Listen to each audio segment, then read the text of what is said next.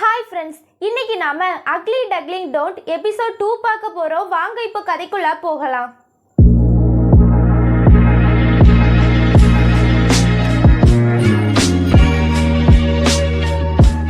அந்த இன்சிடென்ட் நடந்த பிறகு ஹீரோயின் 3 நாளா அவளோட ரூமை விட்டு வெளியே வரவே இல்லை.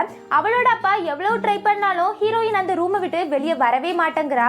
ஹீரோயினுக்கு சாப்பாடு மட்டும் அவளோட ரூமுக்கு வெளியே வச்சுட்டு போயிடுறாங்க. ஹீரோயினுக்கு பசிக்கும் போது மட்டும் ஹீரோயின் அந்த சாப்பாடை எடுத்து சாப்பிட்றா. ஹீரோயின் அக்லி டக்லிங் கிளப்ல தனக்கு ஸ்கூல்ல நடந்த விஷயத்த ஒரு ஸ்டோரியா போஸ்ட் பண்றா. அதுக்கப்புறம் அவளோட ரூம்ல இருந்து ரொம்பவே ஃபீல் பண்ணி அழுறா. அப்படியே ஒரு வாரம் ஆயிருது, ஹீரோயின் ஸ்கூலுக்கு போகவே இல்லை. ஜெரோ ஹீரோயினா பாக்குறதுக்காக ஹீரோயினோட ரூம்ல கல்ல தூக்கி எரிஞ்சிட்டு இருக்கான். ஹீரோயினோட அப்பா வீட்டை விட்டு வெளியே வந்து ஜெரோ கிட்ட, உனக்கு இப்போ சந்தோஷமா? என்னோட பொண்ணு ஒரு வாரமா ரூமை விட்டு வெளியவே வரல. என்னோட பொண்ணுக்கு அந்த பாக்ஸ் எவ்வளவு இம்பார்ட்டன்ட் உனக்கு தெரியுமா? இனிமையாவது என்னோட பொண்ணை தொந்தரவு பண்ணாம இரு அப்படின்னு சொல்லிட்டு ஹீரோயினோட அப்பா போயிடுறாரு. மின்டன் ஹீரோயினோட வீட்டுக்கு வந்து, உன்னோட அக்காவை பாக்குறதுக்கு எனக்கு ஹெல்ப் பண்ணு அப்படின்னு பலவன் கிட்ட கேக்குறான். பலவனும் மின்டனை ஹீரோயினோட ரூம் பக்கத்துல கூட்டிட்டு போறான். பலவன் ஹீரோயின் கிட்ட மின்டன் வந்ததை சொல்லாம, சாப்பாடை நான் உனக்காக வெளியே வச்சிருக்கேன் அப்படின்னு சொல்லிட்டு போயிடுறான். ஹீரோயின் சாப்பாடு எடுக்கிறதுக்காக டோரை ஓபன் பண்றா. அப்போ மின்டன் டோருக்கு இடையில அவனோட கையை விட்டுடுறான். எனக்கு கை ரொம்ப வலிக்குது, டோரை ஓபன் பண்ணு அப்படின்னு சொல்றான். ஹீரோயினும் சரி ஓகே வெயிட் பண்ணின்னு சொல்லி மாஸ்க் போட்டுட்டு மின்டனை போய் மீட் பண்றா. மின்டன் ஹீரோயினுக்கு டக் மாதிரி தலையில போட ஒரு பாக்ஸ் ரெடி பண்ணி வச்சிருக்கான். அதையும் ஹீரோயின் கிட்ட கொடுக்குறான். மின்டனும் டக் மாதிரி ஒரு ஹெல்மெட்டை தலையில போட்டுக்கிடுறான். அதுக்கப்புறம் இவங்க 2 பேருமே சாப்பிட்டுட்டே பேச ஆரம்பிக்கிறாங்க. மின்டன் ஹீரோயின் கிட்ட, நீ இல்லாம ஸ்கூல் ரொம்பவே போர் அடிக்குது, எல்லாருமே உன்னை மிஸ் பண்றாங்க, நீ ஸ்கூலுக்கு வா, உனக்கு எந்த பிரச்சனையும் வராம நான் பாத்துக்கிடுறேன் அப்படின்னு சொல்றான். ஹீரோயினை இப்போ கொஞ்சம் சமாதானம் ஆகுறா. இதனால ஸ்கூலுக்கு வர ஒத்துக்கிடுறா. அடுத்த நாள் மின்டன் ஹீரோயினை அவனோட பைக்ல ஸ்கூலுக்கு கூட்டிட்டு வந்துடுறான். ஜெரோ ஹீரோயின் நினைச்சு ஃபீல் பண்ணிட்டு இருக்கான். அந்த டைம்ல ஜெரோவோட 2 ஃப்ரெண்ட்ஸ் தலையில பாக்ஸ் போட்டிருக்க பொண்ண மின்டன் மறுபடியும் ஸ்கூலுக்கு கூட்டிட்டு வந்துட்டானா, அவன் தான் ஹீரோவா நீ வில்லனா அப்படின்னு சொல்றானுங்க. ஹீரோயின் மறுபடியும் ஸ்கூலுக்கு வந்த விஷயம் ஜெரோவுக்கு தெரிய வருது.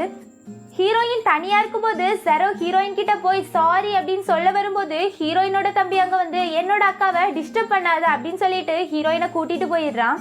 கிளாஸ்ல ஹீரோயினும் மின்டனும் இருக்கிறாங்க. அப்போ ஓசோன் அப்படிங்கிற பொண்ணு ஹீரோயின் கிட்ட வந்து, எனக்கு ஒரு ஹெல்ப் பண்ணுவியா அப்படின்னு கேக்குறா.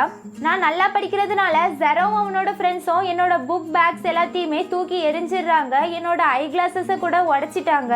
ஜெரோவும் அவனோட ஃப்ரெண்ட்ஸும் என்ன ரொம்பவே மிரட்டுறாங்க. டீச்சர்ஸ்ட சொல்ல எனக்கு பயமா இருக்கு, நீ போய் பேசினா எல்லாம் சரியாகும்னு சொல்றாங்க. எனக்காக ஜெரோ கிட்ட போய் பேசே அப்படிங்கிறா. அதுக்கு ஹீரோயின், சாரி என்னால உனக்கு ஹெல்ப் பண்ண முடியாது, ஜெரோவால எனக்கு ப்ராப்ளம் வரக்கூடாதுன்னு நான் நினைக்கிறேன், நீ டீச்சர்ஸ் கிட்டயே ஹெல்ப் கேளு அப்படின்னு சொல்றா. அதுக்கப்புறம் ஹீரோயின் கேன்டீன்ல இருக்கும்போது 2 பாய்ஸ் வந்து ஹீரோயின் கிட்ட, எங்க கிட்ட இருந்த பணம் எல்லாத்தையுமே ஜெரோவோட ஃப்ரெண்ட்ஸ் மிரட்டி வாங்கிட்டாங்க, எங்களை ரொம்பவே அடிக்கிறாங்க, நீ போய் ஜெரோ கிட்ட பேசினாதான் பணத்தை திருப்பி தருவாங்களா, எங்களுக்காக போய் பேசு அப்படின்னு கேக்குறானுங்க. அதுக்கப்புறம் எல்லாருமே நீ ஜெரோ கிட்ட பேசு, அப்பதான் எங்களோட பிரச்சனை எல்லாம் தீரும் அப்படின்னு சொல்றாங்க. உங்களோட பிரச்சனை எல்லாத்தையுமே நீங்களே பாத்துக்காங்க, மியூனாம் உங்களுக்கு ஹெல்ப் பண்ண மாட்டா அப்படின்னு மின்டன் சொல்றான். ஹீரோயின் ஸ்கூல் முடிச்சதும் அவளோட தம்பிக்கு கால் பண்ணிட்டு இருக்கா. அப்போ ஓசோன் ஹீரோயின் கிட்ட, உன்னோட தம்பியும் ஜெரோவும் சண்டை போட்டுட்டு இருக்காங்க அப்படின்னு சொல்றா. ஹீரோயின் அந்த சண்டையை நிறுத்துறதுக்காக வேகமா ஓடுறா. என் அக்கா கிட்ட பிரச்சனை பண்ணாத அப்படின்னு சொல்லி பலவன் தான் ஃபர்ஸ்ட் ஜெரோவை அடிக்கிறான். அதுக்கப்புறம் தான் ஜெரோவும் அவனோட ஃப்ரெண்ட்ஸும் சேர்ந்து பலவனை போட்டு அடிக்க ஆரம்பிக்கிறாங்க. அந்த டைம்ல ஹீரோயின் அங்க வந்து ஜெரோ கிட்ட, ஏன் தம்பியை எதுக்காக நீ அடிக்கிற அப்படின்னு கேக்குறா. உன்னோட தம்பி தான் ஃபர்ஸ்ட் ஸ்டார்ட் பண்ணா, நான் ஒன்றும் பண்ணல அப்படின்னு ஜெரோ சொல்றான். என்னோட தம்பி எனக்காக ஃபைட் பண்றான், ஆனா ஓசோன் என்ன பண்ண, அவளோட ஐ கிளாஸஸ் எல்லாம் உடைச்சி அவளை மிரட்டுறீங்க, ஸ்டூடெண்ட்ஸ் எல்லாரோட பணத்தையும் வலுக்கட்டாயமா பிடுங்கி அவங்கள அனாவசியமா அடிக்கிறீங்க அப்படின்னு ஹீரோயின் சொல்றா. நான் அப்படி எதுவுமே பண்ணலன்னு ஜெரோ சொல்றான். அதுக்கு ஓசோன், நீ பண்ணல, உன்னோட ஃப்ரெண்ட்ஸ் எல்லாரும் தான் அப்படி பண்றாங்கன்னு சொல்றா. ஏன்டா இப்படி எல்லாம் பண்ணினீங்கன்னு சொல்லி ஜெரோ அவனோட ஃப்ரெண்ட்ஸ் எல்லாரையும் போட்டு அடிக்கிறான். இவங்க எல்லாரையும் அடிச்சுட்டா பிரச்சனை சரியாயிருமா, நீயும் உங்களும் ஒண்ணுதான், உங்களுக்குள்ள எந்த வித்தியாசமும் இல்லை, யாரையும் எதுக்காகவும் கட்டாயப்படுத்தக்கூடாது, அவங்க எவ்வளவு கஷ்டப்படுவாங்க அப்படிங்கிறது உனக்கு புரியாது, அதை அனுபவிச்சா மட்டும்தான் புரியும், இனிமையாவது யாரையும் கஷ்டப்படுத்தாது அப்படின்னு ஹீரோயின் சொல்றா. அதுக்கு ஜெரோ, இனிமே நான் யாரையும் அடிக்க மாட்டேன், கஷ்டப்படுத்தவும் மாட்டேன், ஆனா நான் இப்போ உன்னோட முகத்தை பார்க்கணும், இவங்களுக்காக நீ இதை கூட செய்ய மாட்டியான்னு கேக்குறான். ஹீரோயின் எதுவும் பேசாம அமைதியா நிக்கிறா. அப்போ ஜெரோ பலவன் அடிக்கிறதுக்காக மறுபடியும் போறான். ஹீரோயின் நிறுத்து அப்படின்னு சொல்லிட்டு அந்த பாக்ஸ் அவளோட தலையில இருந்து எடுத்து அவளோட ஃபேஸ எல்லார்கிட்டயுமே காட்டுறா. இப்போ உனக்கு சந்தோஷமா அப்படின்னு ஹீரோயின் கேக்குறா. ஜெரோ அவனோட ஃப்ரெண்ட்ஸ் எல்லார்கிட்டயும் இனிமே நீங்க யாரையும் அடிக்க கூடாது, கஷ்டப்படுத்த கூடாது அப்படின்னு சொல்றான். ஹீரோயின் தலையில அந்த பாக்ஸ போடாம அவ தம்பி கூட ரொம்ப சோகமா வந்துட்டு இருக்கா. இத மின்டன் பார்த்து என்னாச்சுன்னு கேக்குறான். ஹீரோயின் மின்டனை ஹக் பண்ணி என்னோட அசிங்கமான முகத்தை எல்லாரும் பார்த்துட்டாங்க அப்படின்னு சொல்லி அழுறா. ஹீரோயினுக்கு இப்போ ஆன்லைன்ல ஒரு ஃபேன் பேஜே இருக்கு. ஹீரோயினோட போட்டோ போட்டு ஹீரோயின் ரொம்ப கியூட்டா இருக்கா அப்படின்னு எல்லாருமே கமெண்ட் பண்ணிருக்காங்க. இத ஹீரோயினோட அப்பாவும் தம்பியும் பார்த்து ஹீரோயின் கிட்ட சொல்றாங்க. ஆனா ஹீரோயின் அதை நம்பவே இல்ல. ஜெரோ யாருக்கும் தெரியாம நைட்டு ஹீரோயினோட ரூமுக்கே வந்துடுறான். ஹீரோயினோட வாயை மூடி சவுண்ட் போடாத அப்படின்னு சொல்றான். ஜெரோ ஹீரோயின் கிட்ட சாரி கேக்குறான். உன் தலையில இருந்த பாக்ஸ வலுக்கட்டாயமா எடுத்ததுக்காகவும் உன்னை அசிங்கமா இருக்கிற அப்படின்னு பொய் சொன்னதுக்காகவும் சாரி.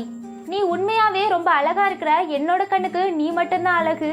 நான் உனக்கு ப்ராமிஸ் பண்றேன், இனிமே நான் உன்கிட்ட பொய்யே சொல்ல மாட்டேன் அப்படின்னு சொல்லிட்டு ஜெரோ வந்த வழியே திரும்பி போறான். ஹீரோயின் ஜெரோ சொன்னதை பத்தியே யோசிச்சுட்டு இருக்கா. அதுக்கப்புறம் அக்லி டக்லிங் கிளப்ல ஹீரோயினோட போட்டோ பார்த்துட்டு நீ ரொம்பவே கியூட்டா இருக்கிற, உன்னோட முகத்தை கண்ணாடியில பாரு அப்படின்னு சொல்றாங்க. ஹீரோயின் 3 வருஷத்துக்கு அப்புறம் அவளோட முகத்தை கண்ணாடியில பாக்குறா. தான் அழகா இருக்கிறோம் அப்படிங்கிறத தெரிஞ்சுக்கிட்டா. அடுத்த நாள்ல இருந்து ஹீரோயின் தலைக்கு பாக்ஸ் போடாமே ஸ்கூலுக்கு போறா. எல்லாருமே ஹீரோயினை தான் பாக்குறாங்க. எல்லாரும் எதுக்கு என்ன பாக்குறாங்க அப்படின்னு ஹீரோயின் கேக்குறா. அதுக்கு பலவன் நீ ரொம்ப அழகா இருக்கிற, அதனால தான் உன்னை பாக்குறாங்கன்னு சொல்றான். அந்த டைம்ல மின்டன் அங்க வந்து நீ பார்க்க ரொம்பவே அழகா இருக்கிற, இப்போ நீ தான் ஃபேமஸ் அப்படின்னு சொல்லிட்டு ஹீரோயினை கூட்டிட்டு போறான். இப்போ ஓசோனும் ஹீரோயினுக்கு ஒரு நல்ல ஃப்ரெண்ட் ஆகிட்டா. அங்க ஒரு பொண்ணை பார்த்து ஹீரோயின் ஓசோன் கிட்ட அந்த பொண்ணு யாருன்னு கேக்குறா.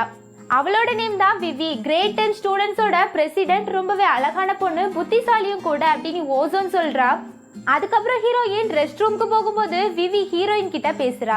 உன்னோட நேம் தானே மியூனாம், உனக்கு தானே இப்போ ஃபேன் பேஜ் கிரியேட் ஆயிருக்கு, எனக்கு ஒன்று ரொம்ப பிடிக்கும் அப்படின்னு விவி சொல்றா. அதுக்கப்புறம் விவி ஹீரோயினோட ஹேண்ட் கர்ச்சிப்பை பார்க்குறா. 2 பேரோட கர்ச்சிப்பும் ஒரே மாதிரி தான் இருக்கு, நம்ம 2 பேருக்குமே சேம் டேஸ்ட் தான் அப்படின்னு விவி சொல்றா. ஹீரோயினும் விவி பார்க்க ரொம்ப நல்ல பொண்ணா தான் இருக்கிறா அப்படின்னு நினைக்கிறா. ஹீரோயின் ரெஸ்ட் ரூமை விட்டு வெளியே வந்ததும் ஓசோன் ஹீரோயின் கிட்ட ஜெரோ மறுபடியும் பிரச்சனை பண்ண ஆரம்பிச்சிட்டா அப்படின்னு சொல்றா. அதுக்கப்புறம் ஹீரோயினும் ஓசோனும் சேர்ந்து ஜெரோவை பார்க்கறதுக்காக போறாங்க. இங்க ஜெரோ ஹீரோயினோட ஃபேன் பேஜ்ல ஹீரோயினை பத்தி தப்பா கமெண்ட் பண்ண 2 பொண்ணுங்களையும் ஒரு பையனையும் திட்டிட்டு இருக்கான். ஹீரோயின் அங்க வந்ததும் ஜெரோ ஹீரோயின் கிட்ட நல்ல வேளை நீ இங்க வந்த, இவங்க தான் உன்னோட ஃபேன் பேஜ்ல உன்னை பத்தி தப்பா கமெண்ட் பண்ணாங்க அப்படின்னு சொல்றான். இனிமே நீங்க இப்படி பண்ணக்கூடாது அப்படின்னு ஜெரோ அவங்கள மறுபடியும் மிரட்டிட்டு இருக்கான். ஹீரோயின் ஜெரோ கிட்ட நீ என்கிட்ட இனி யாரையும் கஷ்டப்படுத்த மாட்டேன்னு தானே சொன்ன, இப்போ ஏன் இப்படி பண்றேன்னு கேக்குறா. நான் யாரையும் கஷ்டப்படுத்தல, அவங்க பண்ண தப்புக்கு நான் தண்டனை கொடுத்துட்டு இருக்கேன்னு ஜெரோ சொல்றான். மியூனாம யாருமே கஷ்டப்படுத்த கூடாது, அவளை கஷ்டப்படுத்துறவங்க எல்லாருமே இனிமே எனக்கும் எனிமி தான் அப்படின்னு ஜெரோ எல்லார்கிட்டையும் சொல்லி அவங்கள அனுப்புறான். ஓசோன் மின்டனி அங்க இருந்து கூட்டிட்டு போயிடுறா. இப்போ ஜெரோவும் ஹீரோயினும் தனியா தான் இருக்கிறாங்க. ஜெரோ ஹீரோயின் கிட்ட நீ கோவத்திலேயே ரொம்ப கியூட்டா இருக்க அப்படின்னு சொல்றான். நீ எப்பவுமே பிரச்சனை பண்ற, நீ இருக்கிற இடம் ஃபுல்லா பிரச்சனையா தான் இருக்கு, நான் இங்க அமைதியா படிக்க வந்திருக்கேன், எனக்கு பிரச்சனையே பிடிக்காதுன்னு ஹீரோயின் சொல்றா. ஜெரோ ஹீரோயினோட கையை பிடிச்சி நான் இருக்கிற இடம் ஃபுல்லா பிரச்சனையா தான் இருக்கும், இனிமே பிரச்சனையை சமாளிக்க கத்துக்கோ அப்படின்னு ஹீரோயின் கிட்ட சொல்றான். மின்டன் ஜெரோ கிட்ட இனிமே மியூனாம நீ ஃபாலோ பண்ணாத, அவளை டிஸ்டர்ப் பண்ணாதன்னு சொல்றான். அதை சொல்றதுக்கு நீ யாரு? மியூனாம்க்கு நான் ப்ராமிஸ் பண்ணி கொடுத்துருக்கேன், அவகிட்ட நான் எந்த பொய்யும் சொல்ல மாட்டேன், நீ மியூனாம்க்கு எந்த கஷ்டமும் வராம நான் பார்த்துப்பேன் அப்படின்னு ஜெரோ சொல்றான். அதுக்கு மின்டன் அவளுக்கு எந்த கஷ்டமும் வராம பார்த்துக்க நான் தான் இருக்கேனே அப்படின்னு சொல்றான். நம்ம 2 பேர்ல யாரு மியூனாம நல்லா பார்த்துக்கிட்டா அப்படின்னு பார்க்கலாம் அப்படின்னு ஜெரோ சொல்றான். இவங்க 2 பேருக்கு இடையில இப்போ ஹீரோயினுக்கான போட்டி ஸ்டார்ட் ஆயிடுச்சு. இதோட இன்னைக்கான எபிசோட் முடியுது. அடுத்து என்ன நடக்க போகுது அப்படிங்கிறத நாளைக்கான எபிசோட்ல பார்க்கலாம். தேங்க்யூ.